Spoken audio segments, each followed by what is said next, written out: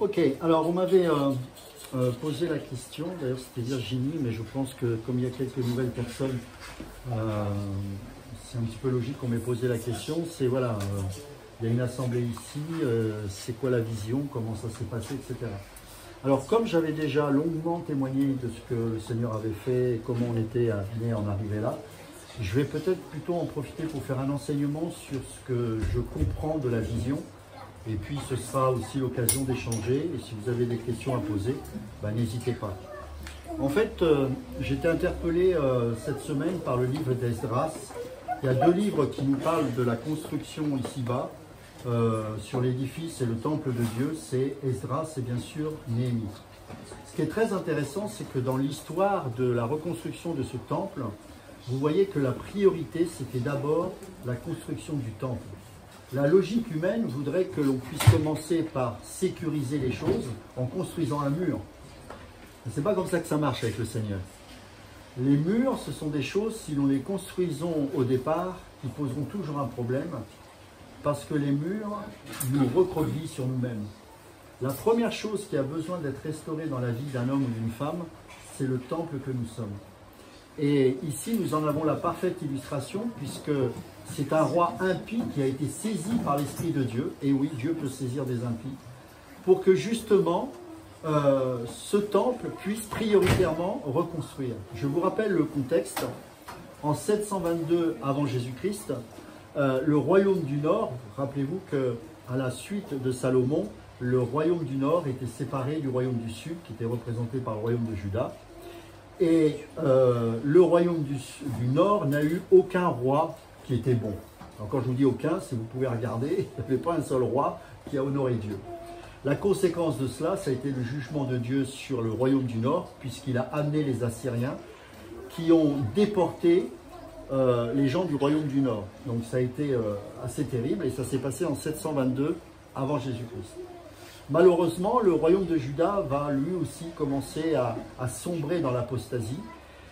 Et là encore, patatrac, jugement de Dieu qui était prévu par les prophètes. Les prophètes avaient aussi pour rôle à l'époque d'avertir pour que les gens soient amenés à la repentance. Tout n'est pas acté de manière à ce que voilà, ce peuple ne mérite que ça et c'est fini pour lui. Non, Dieu dans sa grâce a amené des prophètes pour les avertir afin qu'ils puissent se repentir. Malheureusement, ça n'a pas été le cas. Et donc le royaume de Juda, lui aussi, a été déporté, non pas par les Assyriens, mais par l'empire de Babylone, en 586, je crois, si je ne dis pas de bêtises, avant Jésus-Christ. Donc, ce peuple est déporté. Il sera déporté plus de 70 ans, selon la sanction divine annoncée par les prophètes. Et bien sûr, dans sa grâce, Dieu avait prévu le retour de ce peuple. Et c'est très intéressant de voir que dans Esdras, au chapitre 1, c'est un roi qui va être saisi par l'Esprit de Dieu. Verset 1, la première année de Cyrus, roi de Perse. Donc c'est le roi de Perse. Je peux vous dire que ce n'était pas un tendre, le roi de Perse. Afin que s'accomplisse la parole de l'Éternel prononcée par la bouche de Jérémie. L'Éternel réveilla l'esprit de Cyrus. Alors, je vous rassure, c'est pas un converti, c'est pas quelqu'un, c'est juste qu'il l'a réveillé dans le sens pour l'amener à l'accomplissement de ce que Dieu veut. Vous savez, il y a quelque chose qu'on doit apprendre avec la vie chrétienne. Le Dieu de l'Ancienne Alliance, dans son mode de fonctionnement, procède de la même manière sous la Nouvelle Alliance. La souveraineté de Dieu est là, c'est-à-dire que Dieu peut utiliser des rois impies, parfois pour juger les nations, parfois pour comment dirais-je, redresser l'Église qui ne se comporte pas correctement, parfois tout simplement pour purifier ses enfants, c'est ce qui se passe notamment dans l'Église persécutée, où là ce n'est pas une sanction ni une colère de Dieu, mais c'est une grâce qui leur est accordée, je sais que c'est dur à entendre, mais c'est une grâce pour que l'Église se purifie. Rappelez-vous que Jésus dira dans le livre de Marc que la persécution fait partie des bénédictions. C'est un honneur d'être persécuté. Nous n'en sommes pas dignes aujourd'hui. Pourquoi? Parce que nous ne sommes pas préparés. Et je crois, et ça fait partie des visions aussi de l'Église, c'est que nous devons nous préparer, pas à la persécution, parce que c'est un peu limité en soi, mais nous préparer justement à la rencontre de notre Seigneur. De quelque manière que ce soit, je vous rappelle que la finalité, c'est quand même de le rencontrer. Et le but, c'est de découvrir ce Jésus que nous allons rencontrer. Qui est-il réellement et pourquoi il nous laisse sur cette terre? Qu'est-ce qu'il nous demande en attendant que nous puissions un jour le rencontrer? Vous n'êtes pas ici comme ça en tant qu'être humain, enfant de Dieu, chrétien, ayant à un moment donné eu une conversion, certes, et puis on continue de vivre. Non, votre vie doit radicalement changer. Quand quelqu'un se tourne vers Dieu, il ne vit plus pour lui-même, c'est fini. La croix est opérante dans le cœur de cette personne, au point que même s'il voudra aller dans une direction qu'il n'a pas à prendre, et qu'il veut malgré tout y aller, eh bien il ne pourra pas. Ou s'il le fait, le Seigneur va le reprendre au point où plus jamais il ne reprendra cette voie. Pourquoi? Parce que notre vie ne nous appartient plus.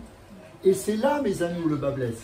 C'est que dans les enseignements, peu ont le courage de vous dire que celui qui est enfant de Dieu n'aura pas une vie rose. C'est ça le problème aujourd'hui. Pourquoi? Parce que le monde est tellement entré dans l'Église et les gens ont tellement peur de ne pas avoir suffisamment de gens dans les salles que les enseignants, entre guillemets, disent « Ah non, mais avec Jésus, vous serez bénis. » Mais Bill Gates, c'est plus béni que... c'est le plus riche, il n'est pas chrétien, ce que je sache. C'est même plutôt de l'autre côté. Donc, ce n'est pas le sujet. Le sujet, ce n'est pas de remplir une salle. Le sujet, c'est de raffermir les enfants de Dieu afin qu'ils puissent être préparés. Préparés. Ça, c'est un mot que j'aime. Préparés. On ne doit pas être surpris de ce qui nous arrive. Moi, par contre, je suis surpris de voir qu'on est surpris. Ça me surprend. Parce qu'à chaque fois que nous rapportons un fait d'actualité, finalement, je constate que ce fait-là, il est écrit dans la parole. En quoi ça devrait me surprendre? Donc, si ça me surprend, la question que je dois me poser, c'est pourquoi ça me surprend?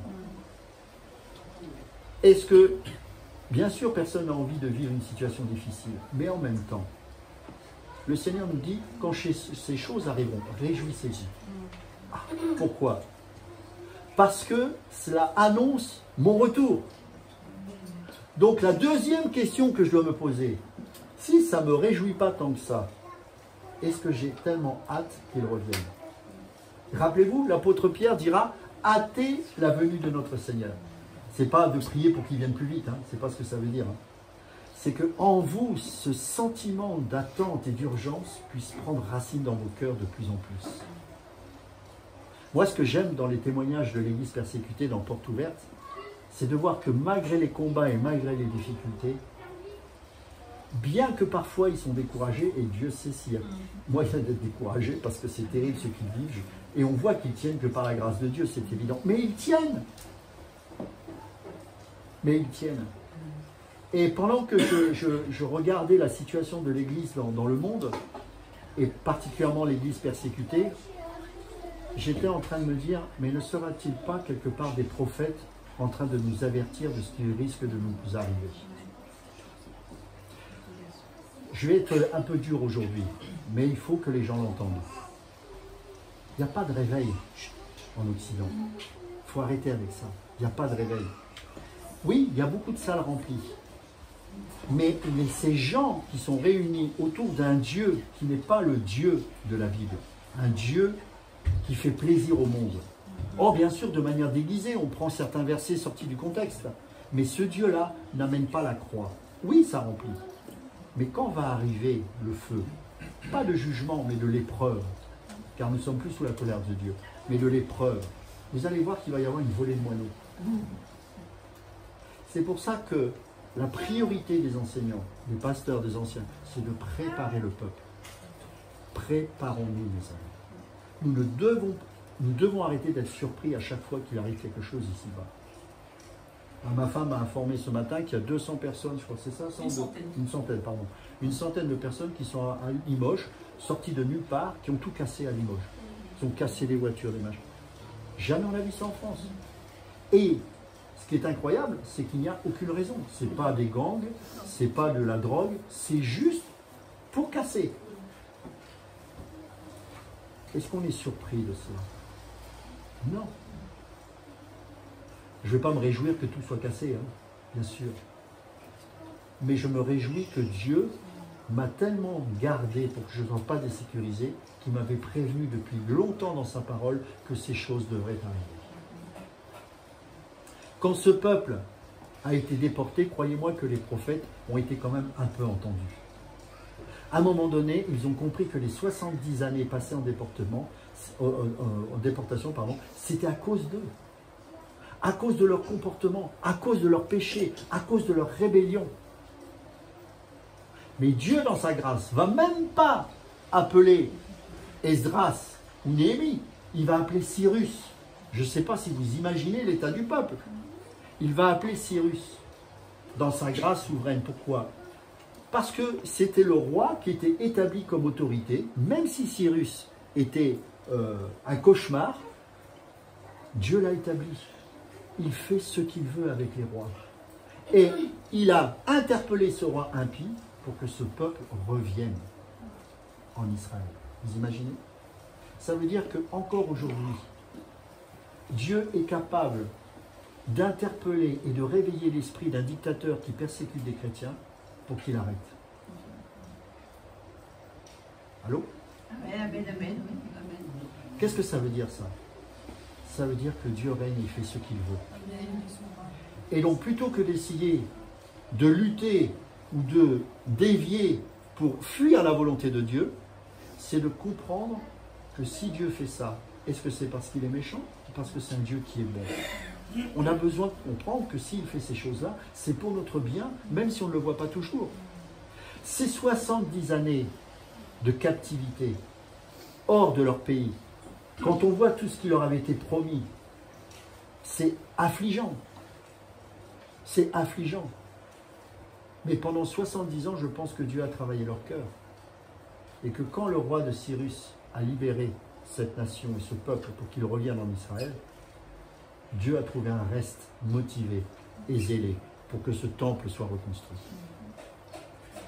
La première année de Cyrus, roi de Perse, afin que s'accomplisse la parole de l'Éternel, prononcée par la bouche de Jérémie, l'Éternel réveilla l'esprit de Cyrus, roi de Perse, qui fit faire de vive voix et par écrit cette publication dans tout son royaume. Donc, il fait carrément un décret, un écrit et un décret pour que ce soit acté, que personne ne puisse contredire l'ordre du roi. Ainsi parle Cyrus, roi des Perses, l'Éternel, le Dieu des cieux m'a donné tous les royaumes de la terre, et il m'a commandé de lui bâtir une maison à Jérusalem en Juda. Qui d'entre vous est de son peuple, que son Dieu soit avec lui. Donc il se désolidarise du peuple, il ne dit pas qu'il fait partie du peuple de Dieu, mais que ce Dieu-là qui règne, lui a parlé. Ça, c'est quelque chose qui est difficile à comprendre. C'est difficile à comprendre. Ça me rappelle Balaam, qui n'était pas un prophète de Dieu, mais qui a prophétisé au nom de Dieu, qui a entendu la voix de Dieu et il a même discuté avec Dieu. Faites attention à ceux qui se disent prophètes. Ce n'est pas parce que, bien sûr, on connaît un prophète, ça c'est ce qu'on disait sous l'Ancienne Alliance, parce que c'est plus du tout ça, mais c'est que le prophète, quand il dit les choses doivent s'accomplir, parfois elles peuvent s'accomplir et ce n'est pas un prophète. Aujourd'hui, l'esprit de la prophétie est en chacun d'entre nous par l'Esprit Saint à partir du moment où nous lisons les Écritures et nous nous soumettons à Dieu. Dans l'Ancienne Alliance, la Torah n'était pas accessible de manière facile. Et vous allez voir que lorsque le temple va être reconstruit, la première chose qui va être restaurée, une des premières choses, bien sûr, c'est tout l'édifice du temple, mais c'est le peuple qui va suivre. En fait, quand Esdras va écrire ce livre, il va écrire deux moments importants du livre d'Esdras. Le premier moment, c'est le moment où le roi Cyrus fait son décret et demande au peuple de retourner en Israël, à Jérusalem. Et là, il va donner les consignes pour que, effectivement, ce temple soit reconstruit. La deuxième partie du livre d'Esdras, à partir du chapitre 7, ça va être une deuxième phase. Ça va être la reconstruction du peuple de Dieu. Et vous allez voir, mes amis, et je pense que ça doit nous parler, c'est que les décisions qu'ils ont prises alors, je ne sais pas si je serais capable de prendre de telles décisions pour Dieu. On continue. Qui d'entre vous est de son peuple, que son Dieu soit avec lui, et qu'il monte à Jérusalem en Juda, et bâtisse la maison de l'Éternel, le Dieu d'Israël. c'est le Dieu qui est à Jérusalem. Dans tout lieu où séjournent des restes du peuple de l'Éternel, les gens du lieu leur donneront de l'argent. Il y a quelqu'un qui a touché de l'argent et de l'or, des effets et du bétail, avec des offrandes volontaires pour la maison de Dieu qui est à Jérusalem. Donc, ils vont, je ne vais pas vous lire toute la description parce que c'est trop long, mais vous allez voir qu'ils vont venir, non pas les mains vides, mais les bras chargés de trésors, d'or, etc., pour justement réintroduire les trésors dans la maison de Dieu et pour rétablir les sacrificateurs, les Lévites, bref, pour redonner un sens à ce temple qui était là pour adorer Dieu. Et comment on adorait Dieu? En faisant des sacrifices, etc., etc.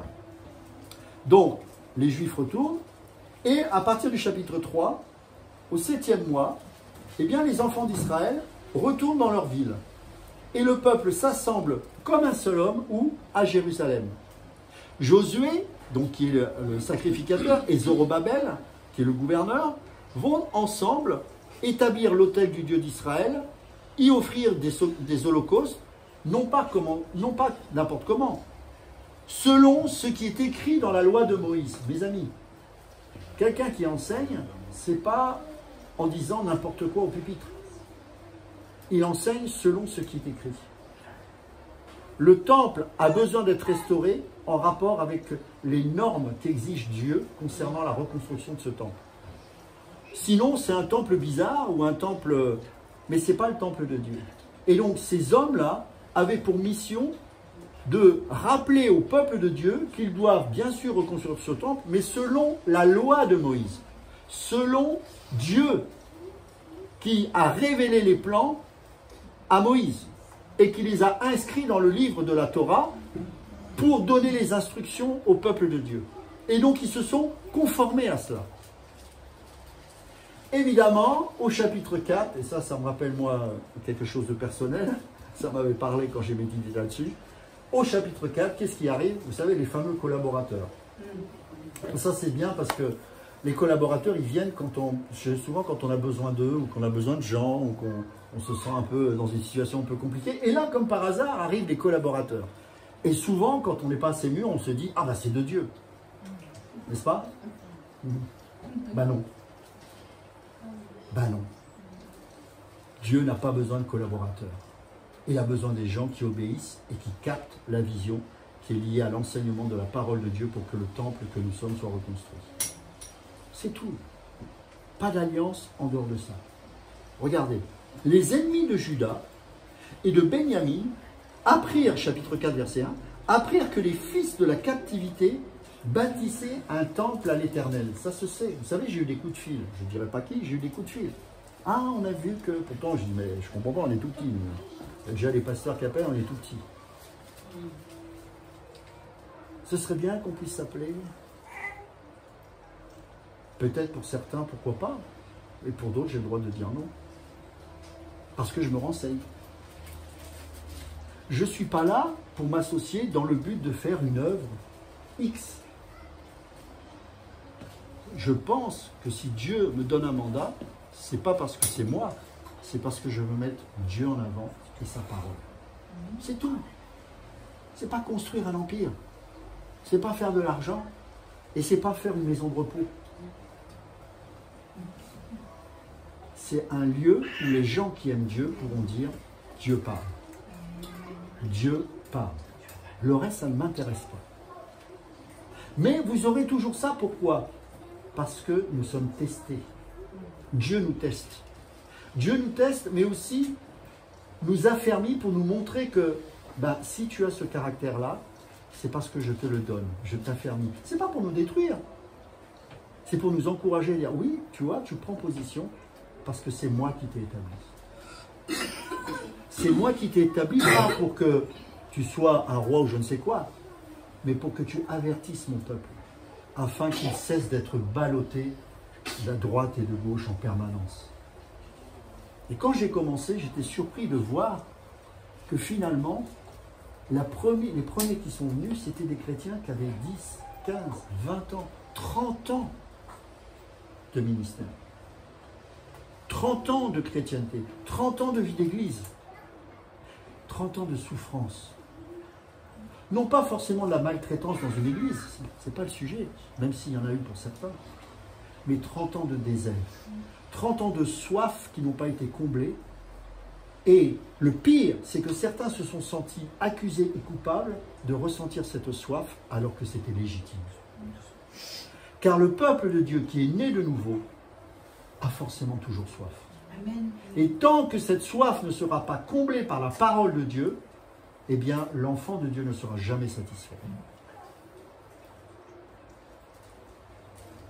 Et quand vous lisez Esdras, et je vous encourage à lire ce livre, vous allez voir que ce même peuple qui a été déporté pendant 70 ans va se montrer d'un zèle incroyable. Pourquoi? Alors peut-être que c'était la génération d'après, mais en tout cas, ils ont entendu tout ce qui s'était passé. Ils n'ont pas envie de voir les choses se reproduire. Et là, le test arrive. Ces gens qui débarquent de nulle part, ils vinrent auprès de Zorobabel et des chefs de famille, verset 2, et leur dirent, nous bâtirons avec vous, car comme vous, nous invoquons votre Dieu et nous lui offrons des sacrifices, comme vous. Alliance, comme vous. Soyons associés. Parce que nous aussi, nous avons été déportés par le roi d'Assyrie. Oui, mais la particularité de ces gens-là, et ça ce n'est pas marqué, c'est pas indiqué, il faut juste se replonger dans les autres livres, c'est que la Samarie est issue d'une alliance entre les divinités assyriennes et les Juifs du royaume du Nord qui se sont mélangés. Ça a donné un peuple qu'on appelle les Samaritains.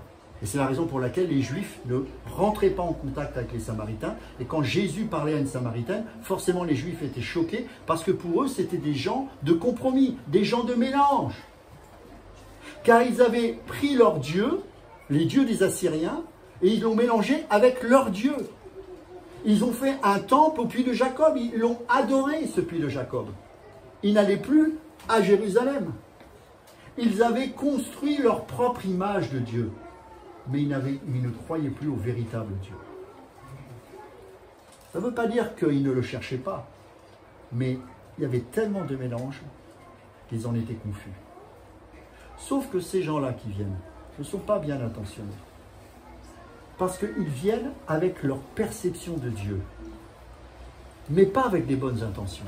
Car il est dit clairement ici qu'ils venaient avec des mauvaises intentions. C'est qu'à un moment donné, le vrai Dieu ne plaît pas. Parce que ce vrai Dieu va exiger de nous des choses que le monde refuse. Mais Zorobabel, verset 3, Josué et les autres chefs des familles d'Israël lui répondirent, ce n'est pas à vous et à nous de bâtir la maison de notre Dieu. Il dit, et à nous non plus. Et il a raison. Ce n'est pas à moi de construire quelque chose, c'est juste d'exposer Dieu et de laisser Dieu agir. Et c'est ce qu'ils vont dire.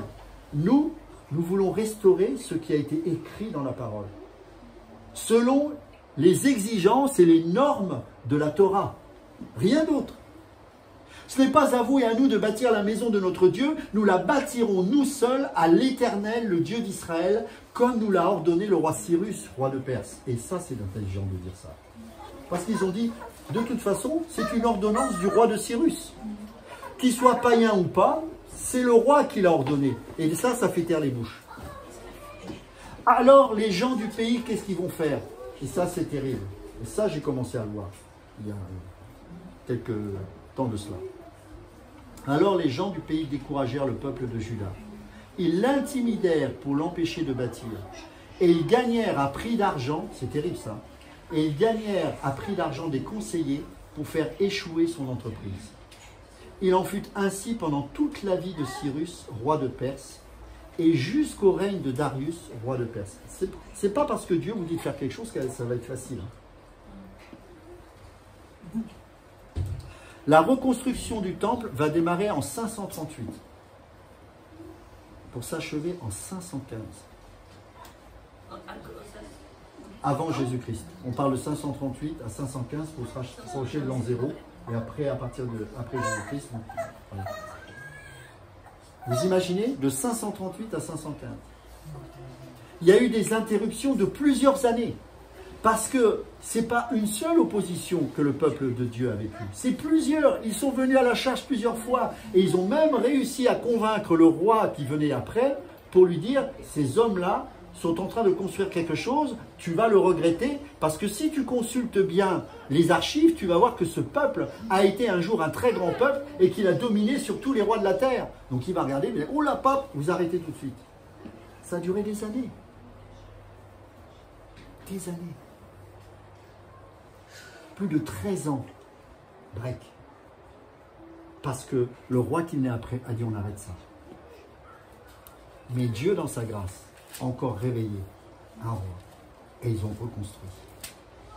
Chapitre 5. Reprise des travaux. Agé le prophète et Zacharie, c'est là qu'interviennent les prophètes, hein. Et Zacharie, fils d'Iddo, le prophète, prophétisèrent aux Juifs qui étaient en Juda et à Jérusalem au nom du Dieu d'Israël. Alors Zorobabel, fils de Shealtiel, et Josué, fils de Jotsadak, se levèrent et commencèrent à bâtir la maison de Dieu à Jérusalem, et avec eux étaient les prophètes de Dieu qui les assistaient. Dans ce même temps, regardez, reprise de l'opposition, Tatnaï, gouverneur de ce côté du fleuve, Shethar-Boznaï et leurs collègues vinrent auprès d'eux et leur parlèrent ainsi. Qui vous a donné l'autorisation de bâtir cette maison et de relever ses murs? Ils leur dirent encore, quels sont les noms des hommes qui construisent cet édifice? Là, ça devient précis. Maintenant, on va nommer les gens qui sont là. Là, c'est plus le collectif qui est choisi. C'est Tony, Virginie. C'est terrible. Imaginez, on vient ici et on vous cite vos noms. Là, ça commence à faire peur. Hein. Ami, Alexandre. On les note. Quels sont les noms des hommes qui construisent cet édifice? Mais l'œil de Dieu veillait sur les anciens des Juifs. Et on laissa continuer les travaux pendant l'envoi d'un rapport à Darius. Et donc ils envoient ce rapport à Darius, et en disant, renseigne-toi sur ce qu'était ce peuple avant, et tu vas voir que si tu les laisses faire, ça va être compliqué pour toi. Chapitre 6, verset 1. Alors le roi Darius donna l'ordre de faire des recherches dans la maison des archives, où l'on déposait les trésors à Babylone. Et donc la conséquence, il donna cet ordre au sujet de la maison de Dieu à Jérusalem. Est-ce qu'il va l'arrêter? Regardez, que la maison soit rebâtie pour être un lieu où l'on offre des sacrifices et qu'elle ait des solides fondements. En fait, la première tentative a marché pendant un temps. Ils reviennent à la charge, sauf que ce roi-là, effectivement, il est revenu dans les Écritures, mais il a vu comment on devait reconstruire ce temple. En fait, pour vous expliquer, parce que parfois ça paraît bizarre que ces rois impies puissent être tantôt l'instrument de Dieu, parfois, enfin toujours l'instrument de Dieu d'ailleurs, mais parfois puissent s'opposer à ce que ce temple se reconstruise, parfois d'accord. L'athéisme n'existait pas à l'époque. Tout le monde croyait en des dieux. Donc pour eux, honorer ce Dieu-là qui n'était pas le leur, était peut-être parfois légitime pour certains rois. C'était le cas notamment de Darius, mais aussi de Cyrus. Ces rois-là, ce n'était pas leur Dieu. Ils croyaient, entre guillemets, que c'était bien le Dieu de ce peuple. Comme eux, ils avaient leur divinité. Et donc c'est pour ça que parfois l'Esprit de Dieu va réveiller ces gens pour leur faire comprendre que ce Dieu-là, qui même s'il n'est pas le tien, tu reconnais comme étant le Dieu de ce peuple-là, qui est mon peuple, eh bien je vais te réveiller pour que tu le libères. C'est ainsi que ces dieux-là, parfois, que ces rois-là, parfois, accepteront que ce peuple puisse adorer ce Dieu-là. Ils ne reniaient pas le fait qu'il était un Dieu, ils disaient simplement que ce n'était pas son Dieu. Vous voyez la différence?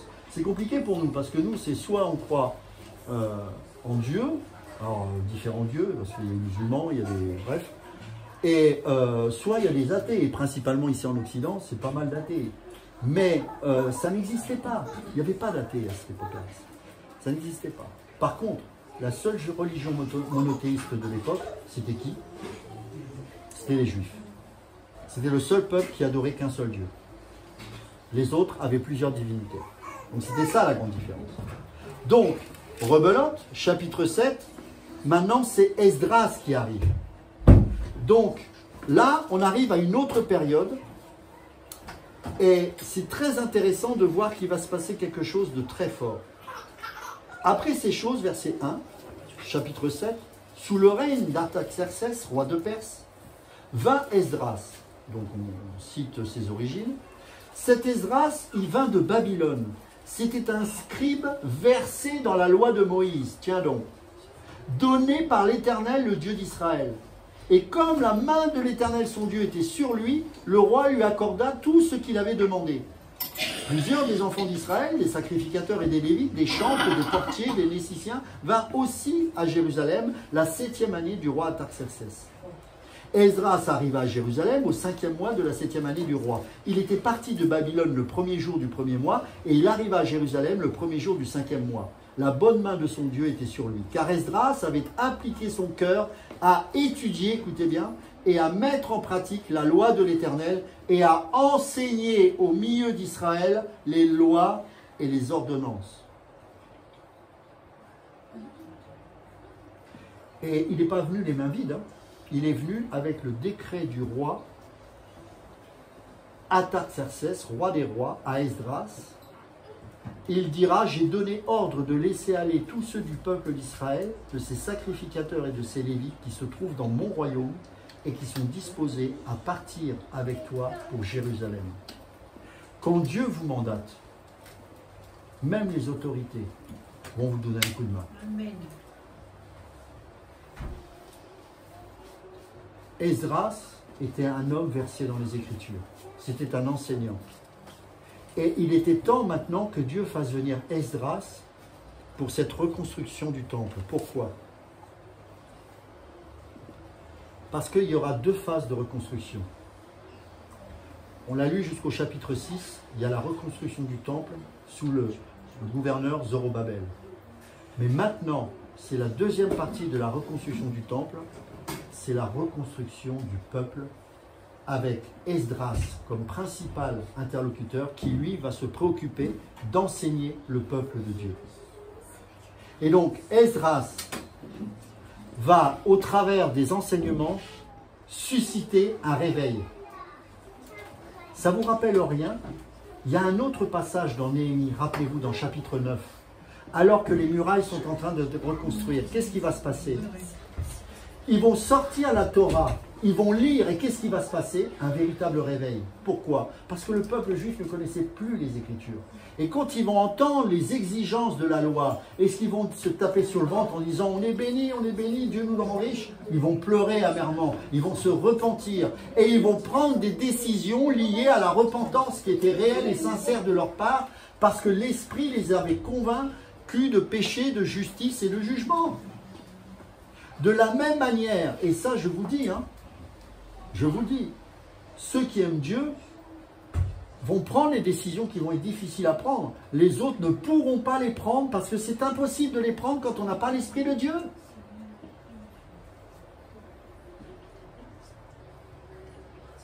Regardez ce qui va se passer au chapitre 9.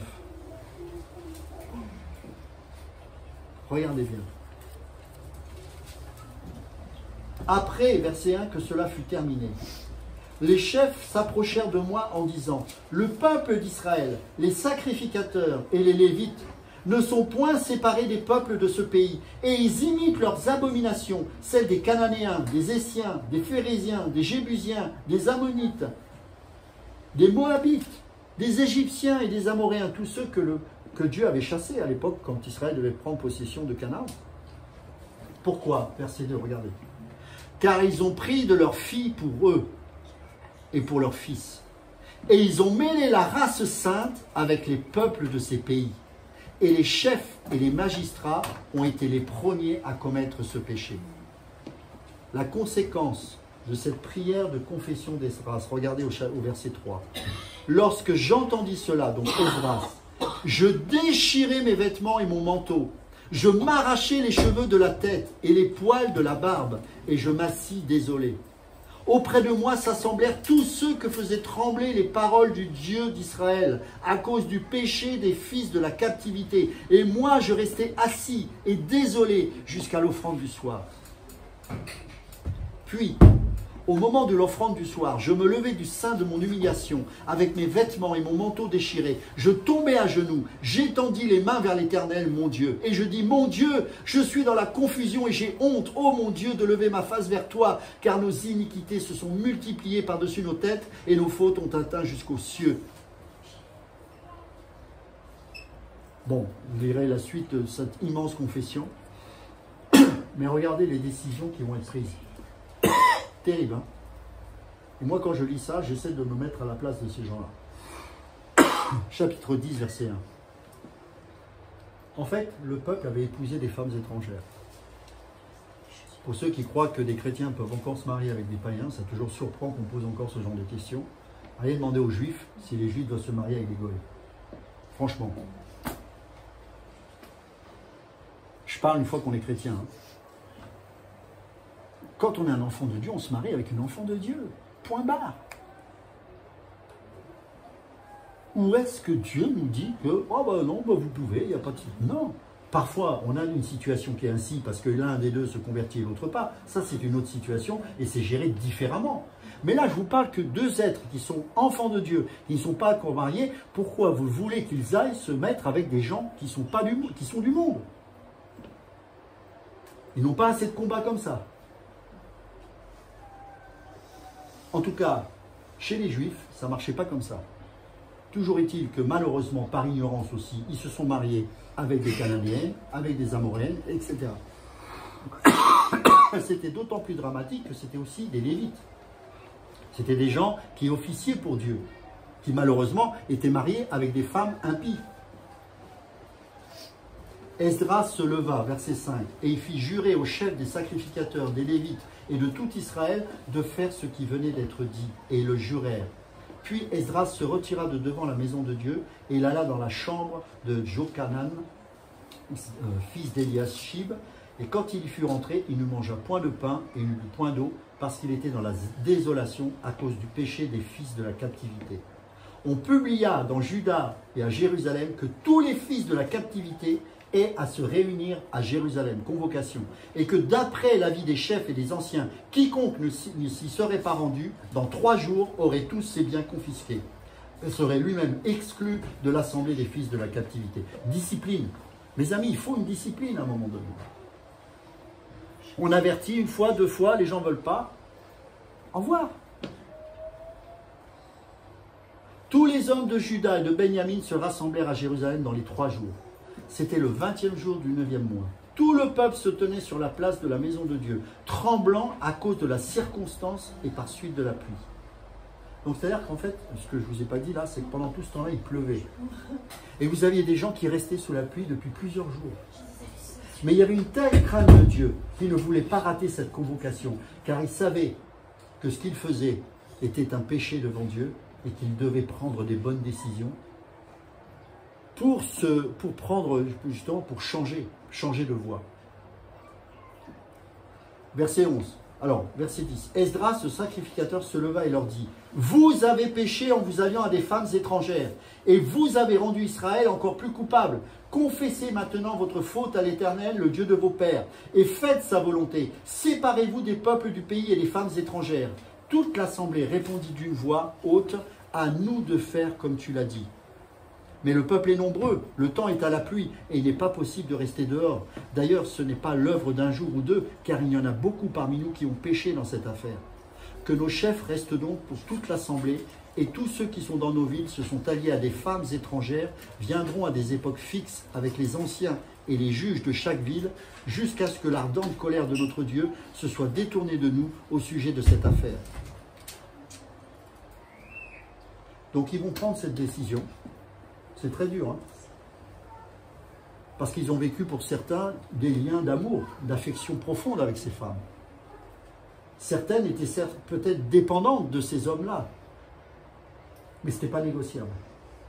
Séparez-vous, dit le Seigneur du milieu d'eux, et ne touchez pas à ce qui est impur. Je vous cite la Nouvelle Alliance, au cas où on croit que ça c'est uniquement réservé à l'Ancienne Alliance. Pourquoi je vous dis ça ? Ces passages-là ne sont que l'ombre des choses. Cette reconstruction du temple n'était fait que de pierre et de briques. qui symbolisait quelque chose de beaucoup plus profond.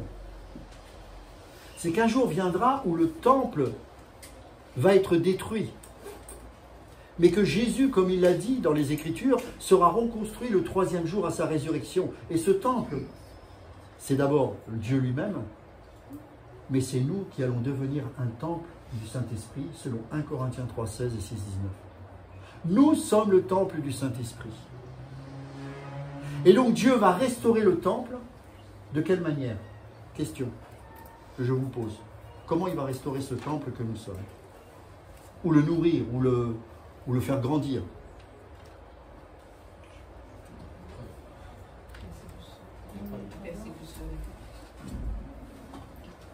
Alors, oui, mais ce que je veux dire, c'est que il faut quelque chose pour que tu grandisses, si tu veux. Alors, par exemple, je ne sais pas, David va faire du sport. Je vais lui donner l'entraînement, les aliments nécessaires. Après, les épreuves, il va certainement perdre dans les matchs, etc. Et ça va le construire. Et c'est la conséquence. C'est pas nourri par la parole, en même temps, il peut faire cher. Exactement, c'est ça. Donc, en fait, qu'est-ce qu'il va faire? Il va nous donner la substance nécessaire pour pouvoir justement produire du changement. Et d'ailleurs, ça ne vous rappelle rien, le fameux chapitre qu'on utilise quand on fait les mariages, c'est dommage de le résumer à ça d'ailleurs, mais bon. Éphésiens 5.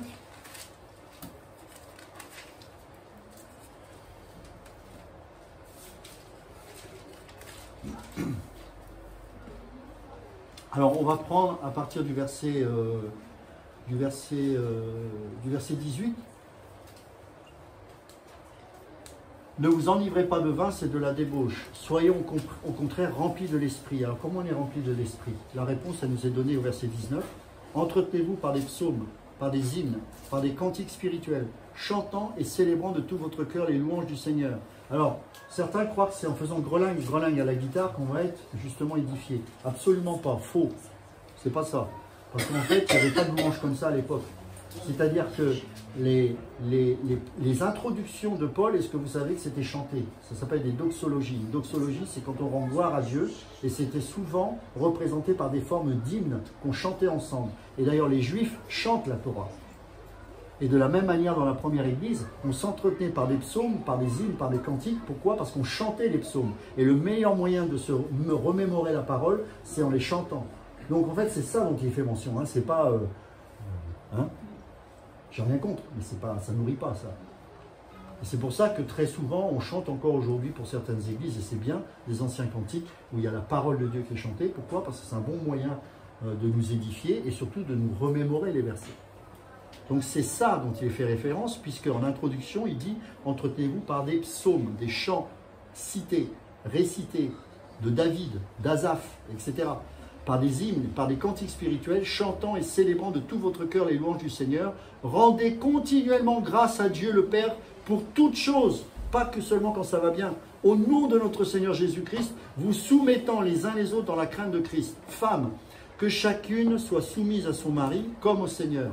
Car le mari est le chef de la femme, comme Christ est le chef de l'Église qui est son corps et dont il est le sauveur. Or, de même que l'Église est soumise à Christ, les femmes aussi doivent l'être à leur mari en toutes choses. Mari, que chacun aime sa femme comme Christ a aimé l'Église, et s'est livré lui-même pour elle, afin de la sanctifier en la purifiant et en la lavant par l'eau de la parole, pour faire paraître devant lui cette Église glorieuse, sans tache, ni ride, ni rien de semblable, mais sainte et irréprochable. En fait, le Seigneur nous sanctifie, nous purifie en tant qu'Église, nous lave, mais comment? Par l'eau de la parole. C'est-à-dire que la parole a pour vertu de nous faire grandir, de nous nettoyer, et pour que cette Église puisse devenir glorieuse, pure, et qu'elle puisse ainsi s'édifier et honorer le Christ. Donc c'est ça le but. Et donc tous ceux qui sont appelés à édifier le peuple de Dieu ne doivent jamais oublier que c'est au travers de la parole de Dieu, évidemment animée de l'Esprit, qui va construire le temple, le tabernacle que nous sommes.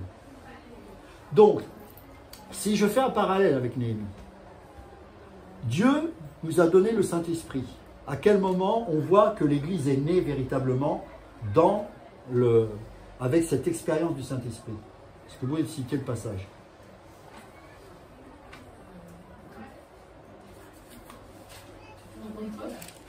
Voilà, la Pentecôte, exactement. Donc c'est Actes.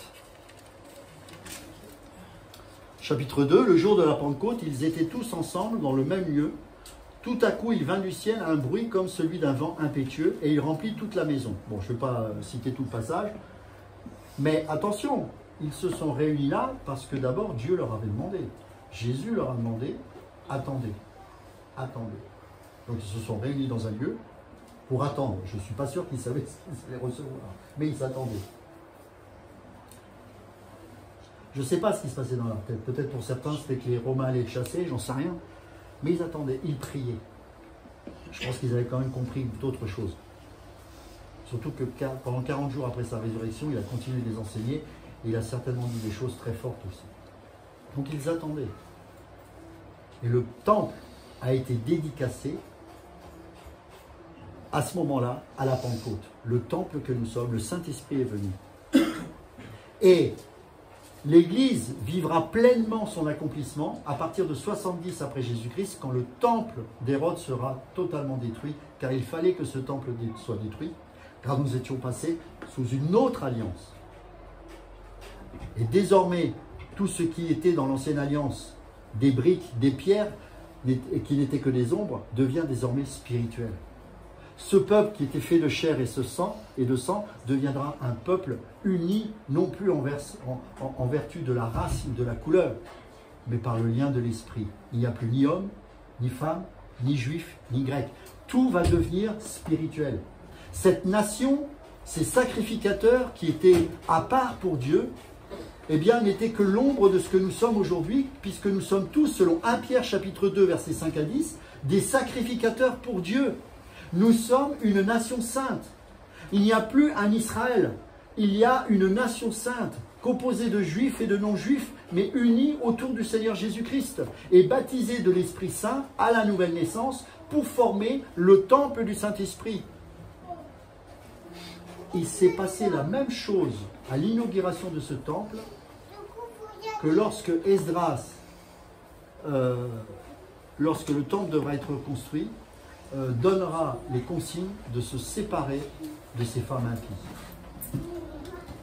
C'est-à-dire que l'Église devait expérimenter les mêmes exigences de Dieu dans son édifice que lorsque Esdras recitera la loi dans le temple de Jérusalem. C'est exactement la même exigence, parce que Dieu est saint, mes amis. La seule différence, c'est que nous sommes incapables de se sanctifier. Nous n'avons pas la force en nous-mêmes de plaire à Dieu. Ce n'est pas possible. Nous n'avons pas d'autre choix que de nous appuyer sur l'Esprit Saint et de demander l'aide de Dieu pour que nous puissions marcher sur ses voies, dans ses voies. Évidemment. Mais regardez, qu'est-ce qui s'est passé au tout début de l'ère de l'Église. Quand vous avez le magnifique discours de Pierre, il va y avoir des milliers de conversions. Il va y avoir l'arrestation de Pierre et de Jean. Et au chapitre 5, il y a un événement terrible.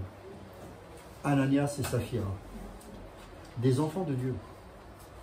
Mais parce qu'ils vont mentir à l'Esprit Saint, ils vont mourir. La crainte de Dieu était restaurée également dans le temple que nous sommes.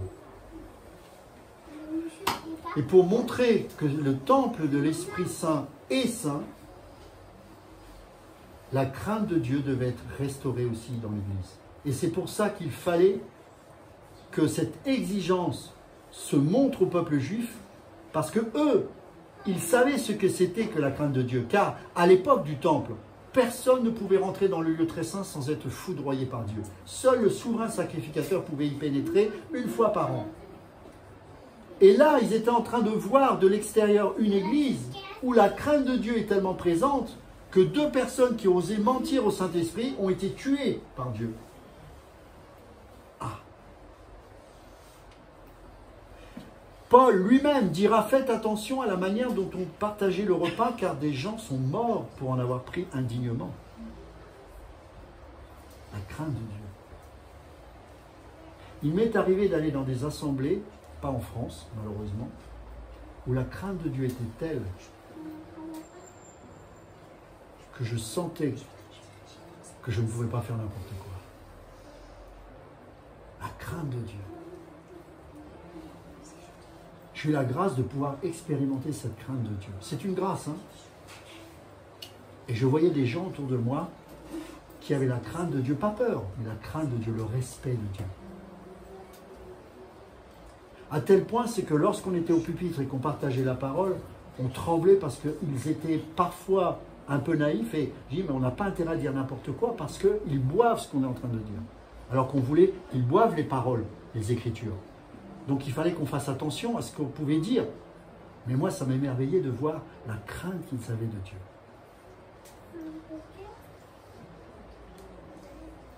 Je crois qu'aujourd'hui, sincèrement, hein, je crois qu'il y a une chose qu'on doit retrouver dans l'Église, c'est la crainte de Dieu.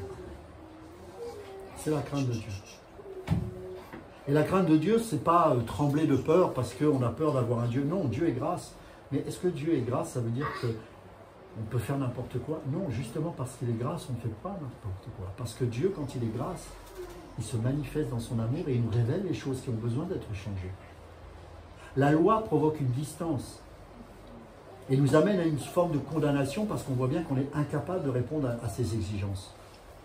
Mais la grâce de Dieu, sur Tite chapitre 2, verset 5, nous pousse à renoncer au péché. Pourquoi? Parce que cette grâce, à la fois nous attire et à la fois nous transforme. Parce que c'est l'œuvre de l'Esprit Saint qui est en nous. C'est pour ça que je crois profondément qu'il n'y a pas besoin de faire du marketing pour attirer les gens. Moi, je crois que le Saint-Esprit attire. Je peux même croire que le Saint-Esprit peut attirer des gens qui n'ont pas envie de venir. Dans la chair, j'entends. Mais parce qu'ils sont enfants de Dieu, l'Esprit leur dit, va là, va là, va là. Et quand ils vont entendre la parole de Dieu, ils n'auront pas d'autre choix, si c'est la parole de Dieu, évidemment, de dire Amen. Non pas à ce que le prédicateur ou les prédicateurs disent, mais à ce que la parole de Dieu déclare. La première chose qui a besoin d'être restaurée dans le temple de la nouvelle alliance qu'est l'Église, c'est la parole de Dieu. Les deux choses qui forment l'édifice de l'Église, c'est la pierre angulaire qui est Christ et le fondement apostolique qui est la doctrine. Point barre. Tout le reste, c'est superflu.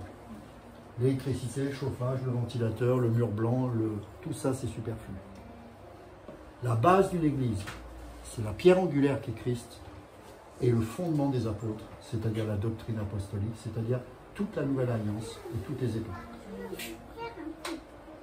Et particulièrement Paul qui a reçu les mystères de Christ. C'est pour ça que nous devons plonger nos regards vers cette parole de Dieu qui a pour vertu de nous transformer et de nous faire ressembler à l'image de Dieu. Si vous voulez savoir quel est le but dans votre vie, déjà vous pouvez dire c'est de ressembler à Jésus.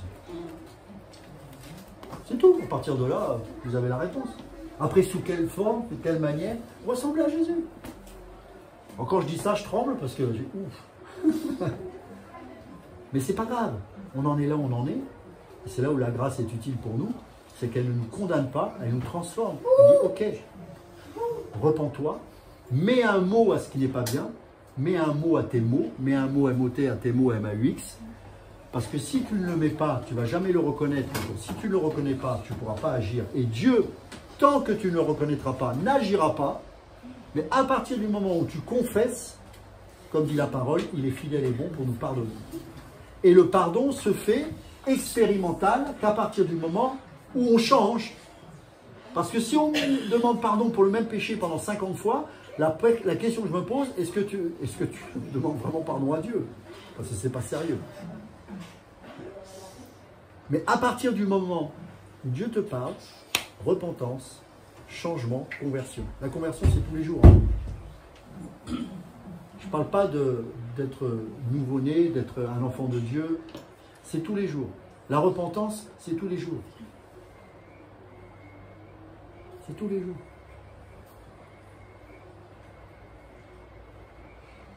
L'objectif, il est là. Et moi, le premier, c'est que chacun, devant Dieu, avec la parole, nous ne soyons pas des auditeurs oublieux.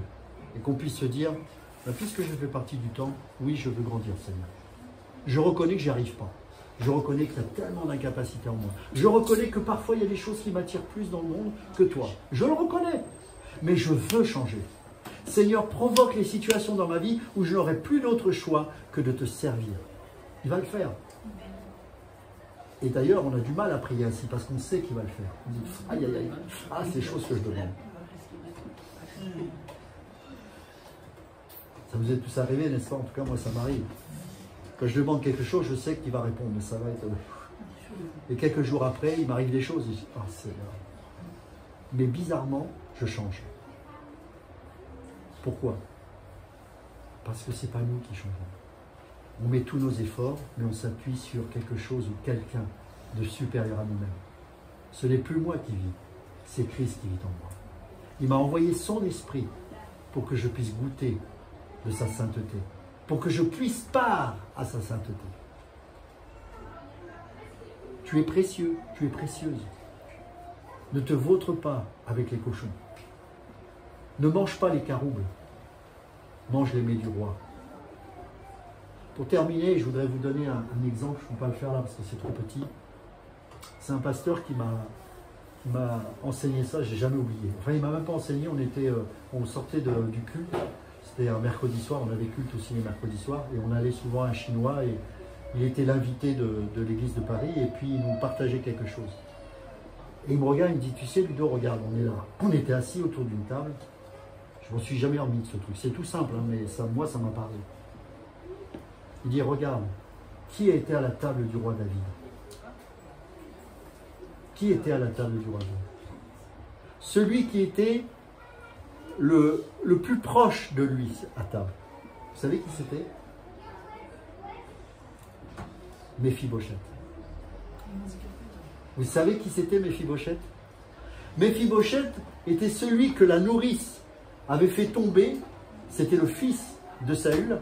Et quand David a pris le pouvoir, la nourrice a pris Méphibosheth et dans sa précipitation, l'a fait tomber par terre. Il en est devenu handicapé. Mais David avait fait alliance en disant que je bénirai les enfants de Saül. Et un jour, il dit, n'y a-t-il pas quelqu'un encore de la maison de Saül que je puisse bénir? Et il y en a un qui dit, ah ben si, il y a l'handicapé là, le fils handicapé de Saül, Méphibosheth. Viens, fais-le venir. Il vient et il dit, désormais, tu mangeras à ma table tous les jours. Vous vous rendez compte? Et il disait ceci, l'handicap de Méphibosheth, il ne l'a pas choisi. Il est tombé par négligence de la nourrice et il est devenu handicapé. Et c'est ce que nous sommes. Nous sommes pécheurs avant même que nous naissions. Le péché est en nous. Nous l'avons hérité d'Adam. Mais en plus, il est handicapé parce que lorsqu'il marche, il ne peut pas marcher correctement. Et ça, c'est nous aussi parce que nous sommes pécheurs. Et quand nous marchons, nous péchons tous les jours encore. Mais parce que quelqu'un d'autre a fait alliance. Et c'est ce que Jésus-Christ a fait. Il a pris nos handicaps. Il n'a pas regardé à nos fautes. Et il dit, viens manger à la table du roi que je suis. Et ce qui était plus beau, et c'est ça où le pasteur m'avait vraiment interpellé, parce que je n'avais jamais pensé à ça, il dit, t'as jamais remarqué une chose, Ludo, sur cette table? Les jambes de Méphibosheth, est-ce qu'on pouvait les voir? Je dis non, parce que la table couvrait son handicap. Je dresse devant toi une table en face de mes adversaires, et ma côte déborde. Le sang de l'alliance a couvert de manière définitive ton handicap.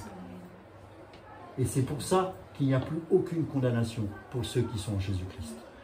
Tu es à la table du roi. Et il me disait, si vous vous rendez compte que Méphibosheth, qu'est-ce qu'on se racontait à cette table du roi? Toutes les victoires, il y avait tous les généraux qui étaient là, et les ministres. Oh, t'as vu David? Oh là là, Dieu nous a encore donné la victoire, on a combattu et tout. Est-ce que Méphibosheth a participé à ces combats? Non. Est-ce que toi, tu étais à la croix en train de lutter contre Satan? Non. Est-ce que tu étais dans le désert pendant 40 jours pour combattre Satan? Non. Mais il t'invite à la table du roi pour se réjouir, pour que tu te réjouisses avec lui des victoires dont tu es fait participant ou participante.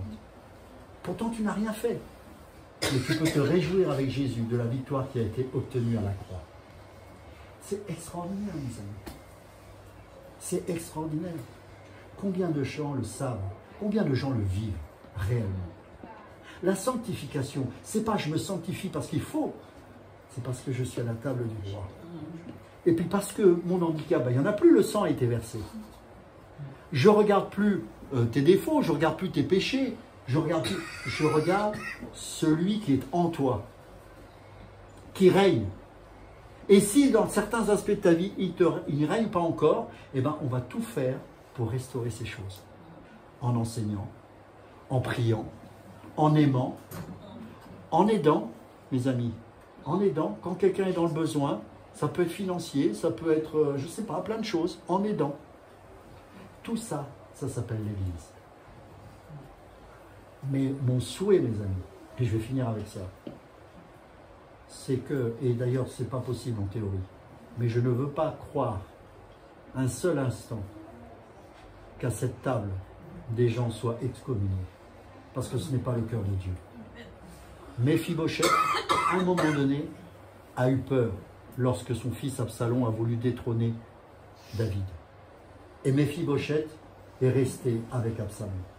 Quand David va reprendre le pouvoir, il va dire, mais où était Méphibosheth?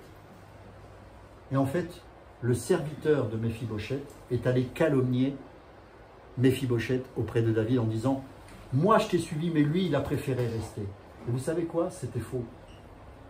Mais il n'a pas eu le temps de partir. Heureusement, il a eu le temps de s'expliquer avec David. Et David a restauré la relation. Mes amis, nous sommes tous invités à cette table. Nous sommes tous invités à nous réjouir de la victoire du Seigneur Jésus-Christ. Et laissez-moi vous dire une chose. Personne, je dis bien personne, ne quittera cette table. Personne. Vous savez pourquoi? Parce que cette communion, elle ne dépend pas de votre capacité à tenir ou pas. Ça dépend de ce que Christ a fait à la croix pour vous, de manière scellée et définitive. Quand bien même, vous auriez peut-être un peu l'envie de le faire, ce ne sera pas possible. Parce qu'à cette table, non seulement il y a le roi, mais il y a les généraux qui vont vous raconter pendant des années des histoires merveilleuses de ce que le Seigneur a accompli. Vous allez manger les meilleurs mets du roi. C'était là qu'on mangeait le mieux. C'était là qu'on avait les meilleurs plats. C'était là qu'on avait les meilleurs repas. Alors pourquoi quitter cette table pour aller manger des mets de moindre valeur? Non. Moi et ma maison, nous servirons l'Éternel. Et mes amis, si tu es encore tenté de regarder tes handicaps, si tu es encore tenté de regarder tes défaillances, laisse-moi te dire, il y a longtemps que Jésus ne les regarde plus. Alors pourquoi tu regardes quelque chose que Jésus a effacé il y a plus de 2000 ans à la croix? C'est effacé. Viens à lui. Repens-toi et viens à lui. Et goûte les mets du roi. Et tu y resteras. Jusqu'au moment où cette Jérusalem céleste, qui est préparée comme une épouse, descendra du ciel sur cette terre. Et alors tu comprendras à quel point tu auras été aimé. Amen. Amen. Est-ce que vous avez des questions? Moi, j'ai questions et commentaires parce que bon, on sait que l'ancienne alliance représente un peu l'ombre des choses à venir. Oui. C'est ça, hein, oui. La nouvelle alliance. Et très souvent, les enseignants, ils prennent des exemples de l'ancienne alliance pour nous enseigner aujourd'hui sur l'Église. Et tu as pris par exemple l'exemple de ce qui s'est passé pour la reconstruction du mur et toutes ces personnes qui avaient épousé des femmes étrangères. Il y a eu des menaces, d'accord? Il y a eu des menaces d'excommunication. Ils ont été excommuniés, sauf s'ils divorçaient. D'accord? Mais aujourd'hui, Paul ne demande pas aux chrétiens qui, avant leur conversion, se sont mariés avec des païens de divorcer. Au contraire, il a dit que si votre époux non converti consent à rester avec vous, vous restez. Bien sûr. C'est pour ça que je n'ai pas utilisé cet exemple. Parce qu'en fait, l'ancienne alliance doit être expliquée que si la nouvelle alliance explique ça. Oui. Donc là, par exemple, le temple, on voit bien qu'il est parlé du temple du Saint-Esprit, il est parlé, etc. Donc on fait le lien. En ce qui concerne les femmes qui étaient demandées d'être expulsées, si tu regardes les titres de Paul, il ne dit pas forcément ça. Il dit que si la femme, ou l'homme, femme ou la femme, veut partir alors qu'elle n'est pas de Dieu, qu'elle parte. Si elle veut rester, elle sera sanctifiée. ou le mari, je ne sais plus, enfin, peu importe. C'est l'un ou l'autre, c'est pareil. Mais évidemment, je ne peux pas utiliser ça en fait en disant que, vous voyez, dans l'Ancienne Alliance, ils ont pris la décision de chasser les femmes impies, etc. Donc vous devez faire de même. Là, je parlais par rapport au désir de se sanctifier. Les choses qui ne sont pas faciles à... des décisions qui ne sont pas faciles à prendre et qu'on se doit de prendre pour plaire à Dieu. Évidemment, là, je ne demande pas aux gens de se séparer de leurs conjoints qui ne sont pas chrétiens. Oui, c'est vrai que je n'ai pas développé ça. Je l'ai entendu, donc je non, voudrais non, non, que non. tu précises. Non, en fait, j'utilise cet exemple pour dire que voilà, ils étaient tellement zélés et que c'était vraiment... waouh, ils étaient capables d'aller jusque-là, tu vois. Et donc, ça doit nous parler pour nous dire, mais voilà, est-ce qu'il y a des choses que j'ai besoin de mettre en règle devant Dieu et d'arrêter de trouver des excuses ou des prétextes pour justifier un péché que j'entretiens et dont je ne veux pas me débarrasser. En fait, la comparaison s'arrête là. Et puis, j'ai fait un parallèle avec les mariages entre chrétiens. C'est quand même dramatique de voir qu'aujourd'hui, même des pasteurs bénissent des mariages où il sait pertinemment que l'un des deux n'est pas chrétien, qu'il a averti le chrétien que cette femme ou cet homme n'était pas converti et qu'il bénisse ce mariage. Moi, je ne bénirais pas un mariage de ce genre. Je suis désolé. Et là, par contre, c'est aussi une exigence de la loi. Alors, bien sûr, il n'est jamais dit clairement, c'est ce qu'ils disent, ça c'est vraiment de la mauvaise foi. Dire oui, mais Dieu n'a jamais dit dans l'Ancienne Alliance, dans la Nouvelle Alliance, qu'un païen ne peut pas se marier. Non, mais il est dit, ne formez pas une union disparate. Voilà. Sortez du milieu d'eux. Il y a plein de choses qui nous montrent que... Vous savez, il y a quelque chose qu'il faut comprendre dans le royaume de Dieu. Quand quelque chose d'impur rentre dans la vie d'un croyant, le pur ne transforme pas l'impur. Ça n'existe pas. C'est l'impur qui contamine le pur. Toujours. C'est un principe, c'est même physique ça. Vous mettez dans de l'eau claire un truc noir, le truc va devenir, tout le verre va devenir noir. Donc le saint, parce que j'ai entendu des gens, oui mais il va se convertir.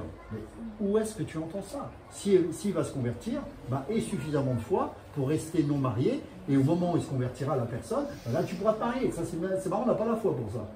Hein? Non, c'est pas la foi, c'est la chair, on a envie de la personne et on se marie, on n'écoute pas Dieu. Et on met Dieu là où il n'est pas. Si vraiment, et moi je crois que Dieu peut toucher une personne, mais si c'est le cas, cette personne, on attend qu'elle se convertisse et ensuite on peut se marier.